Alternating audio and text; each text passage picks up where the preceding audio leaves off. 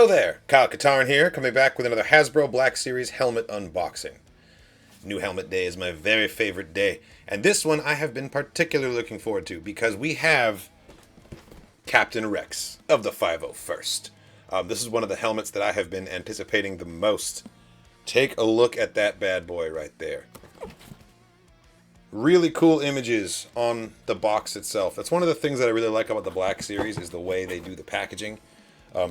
I hang on to the boxes, and when they're just in a stack in the closet, you know, they still look pretty cool. All that detail on the helmet. I'm hoping that the actual bucket inside this box is going to hold up to how good these pictures look on here. I love it. We've also got these little diagrams on the side. That's pretty awesome. The Black Series clone Captain Rex. Specifically, Star Wars Ahsoka, it says down here. So this is modeled after the live-action adaptation in Ahsoka that we see during the flashback sequence, which, as far as I know, is pretty accurate to the Clone Wars build. I know that there are a couple of differences in his armor overall. I'm not so sure about the helmet, though. I'm pretty sure the helmet that we see in Ahsoka is very close to what we see in Clone Wars and Rebels. All right, I'm not waiting any longer. I'm popping this thing open. Here we go, moment of truth. Just kidding, because I missed some tape. Now we're opening this thing.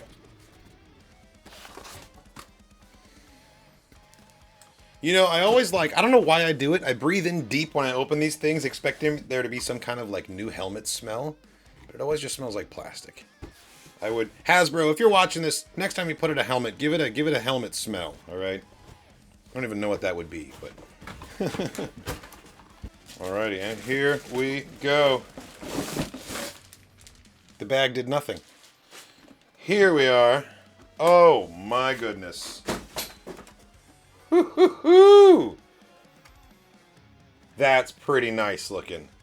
That's pretty nice looking. You know, somehow... So the first thought that I have looking at this thing is it's not actually as dirty as I thought it was going to be. Based on the pictures on that box. The white parts of it are pretty stark white. It's very much like a shiny with some little bits of dirt sort of rubbed into the creases here. It's got a little bit of weathering on it, but it's a little cleaner than I expected. I really like the weld lines going across. One of the most interesting things about Rex's helmet and why I like it so much is that he's taken a Phase 1 and Phase 2 helmets and he's combined the two of them, which is pretty ingenious. You know, he gets the best of both worlds that way. We've got a Phase 1 visor and then a Phase 2 mouthpiece has sort of just been welded right on there. It's got the Jag eyes. He's got some tally marks on the side here. Adding up the tally marks here and here, we've got 62 kills, which I think is pretty conservative considering, you know, how many droids he put down in the Clone Wars. But that's how many the tally marks are saying right here.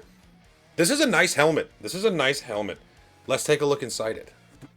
So again, they've got a decent amount of detail actually molded into the inside of the helmet.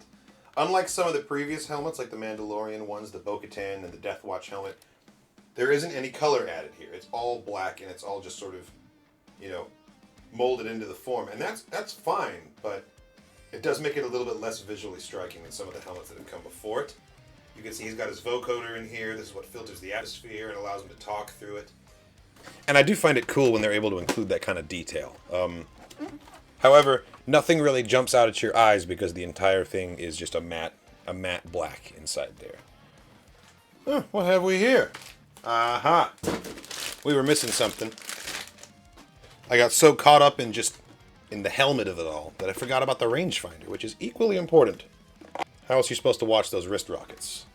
So there we go. Now we've got a complete helmet. And wow, that rangefinder really adds a lot. It feels a lot more authentically Rex all of a sudden. It goes down.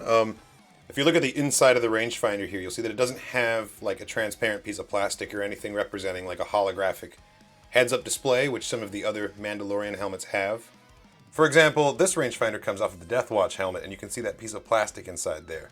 When it's connected to the rest of the helmet, it lights up. Yeah, you know, it's interesting. While this helmet may have the highest level of exterior detail, it really feels like they kind of cut some corners on some of the other parts. Not having anything really visually striking on the interior of the helmet, not having a transparent plastic in here or any sort of a light up effect on the rangefinder, That's not really something Rex is known for, but it's a functionality they included in their previous helmets, and so it makes me kind of feel like it's lacking here a little bit. Visually, I'm very pleased with it, though. I think it's going to look killer on that shelf behind me. And there's only one thing left to do now. Let's try it on.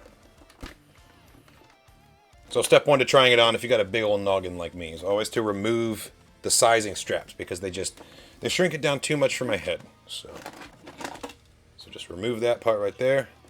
And let's see.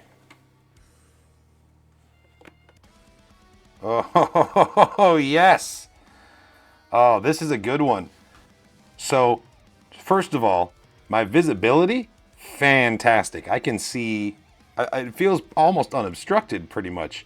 The Phase 2 Clone Trooper helmet, the one sitting right over there, these parts right here come up a lot higher, it feels like, and they really obstruct your field of view. But on this one, they're nice and low. And let's see, my hands, I can move my hands to about here and here before I lose periphery, and that's pretty good for a helmet. A lot of these other ones have a much more narrow field of view. It sits on my head really nice. It doesn't sort of jiggle too much when I turn around. Just to double check. Yeah, no, there's no sort of functionality in here, but that's fine, honestly. What do you need it for? I'm really happy with this, honestly. This is a really nice, like, good-looking helmet. It's very robust. The welding lines are really, like, realistic looking. It's going to look great on the shelf. It's a great collection piece. And it doesn't even mess up my hair that bad. That's another point in the favor.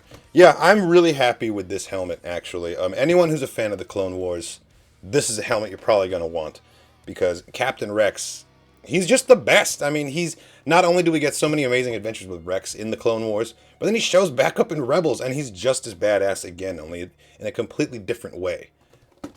Yeah, very happy with this helmet. And I mean, I can criticize them all I want for, like, not including transparency or, like, extra detail in the molding on the interior, but it doesn't really matter.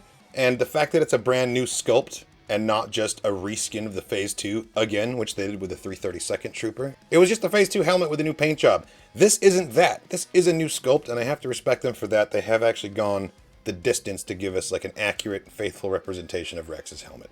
Accurate to the live-action Ahsoka series. Again, I will clarify. Yeah, pretty happy with this one. Well, thanks for watching, everybody. I hope you enjoyed my unboxing of the Hasbro Black Series Captain Rex Clone Helmet. Check out the rest of the channel for more unboxings, reactions, and reviews. Leave me a comment and let me know what you think of the Rex helmet. Love to hear from you guys. Thanks again, and as always, may the Force be with you.